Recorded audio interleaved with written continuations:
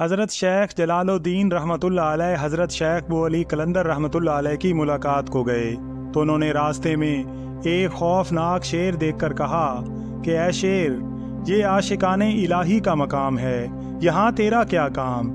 شیر یہ سن کر حضرت بو علی قلندر رحمۃ اللہ علیہ کے حجرے کی طرف روانہ ہوا۔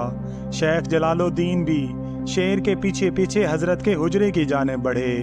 آگے جا کر کیا دیکھتے ہیں کہ 4 اور شیر بھی حضرت کے حجرے کی طرف جا رہے تھے۔ یہ ہیبت ناک منظر دیکھ کر حضرت کو کسی قدر دہشت معلوم ہوئی، مگر چند ہی قدم آگے بڑھے تھے کہ حضرت بو علی شاہ قلندر رحمۃ اللہ علیہ خود تشریف لائے اور فرمایا، تم ہمارے رازداروں میں سے ہو، آؤ تمہیں شیروں کا تماشا دکھائیں۔ چنانچہ حضرت بو علی شاہ قلندر رحمۃ اللہ علیہ اور حضرت شیخ جلال الدین نے دیکھا کہ 4 شیر آپس میں کھیل کود رہے تھے، لیکن جب ان شیروں نے حضرت بو علی قلندر رحمۃ اللہ علیہ اور شیخ جلال الدین کو دیکھا تو ان کے قدموں میں پالتو بلیوں کی طرح لوٹنے لگے۔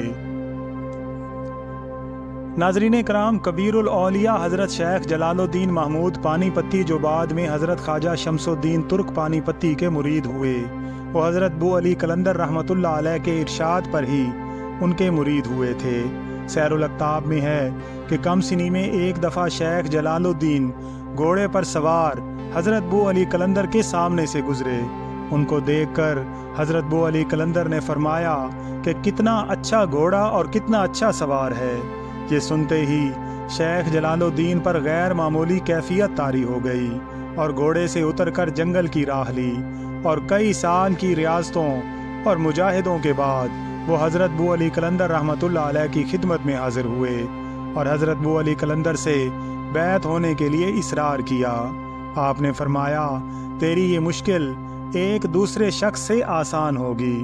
چنانچہ جب خواجہ شمس الدین ترک رحمۃ اللہ علیہ پانی پت تشریف لائے تو آپ نے شیخ جلال سے فرمایا کہ وہ ان سے جا کر مرید ہوں۔ شیخ جلال حضرت بو علی قلندر رحمۃ اللہ علیہ کے ارشاد پر ان سے بیعت ہوئے۔ اللہ تعالیٰ سے دعا ہے کہ اللہ تعالیٰ ان نفوس قدسیہ کے صدقے ہمیں بھی راہ ہدایت پر استقامت عطا فرمائے۔ اللہ تعالیٰ سے دعا ہے کہ اللہ تعالیٰ ہم سب کا حامی و ناصر ہو۔ آمین یا رب العالمین۔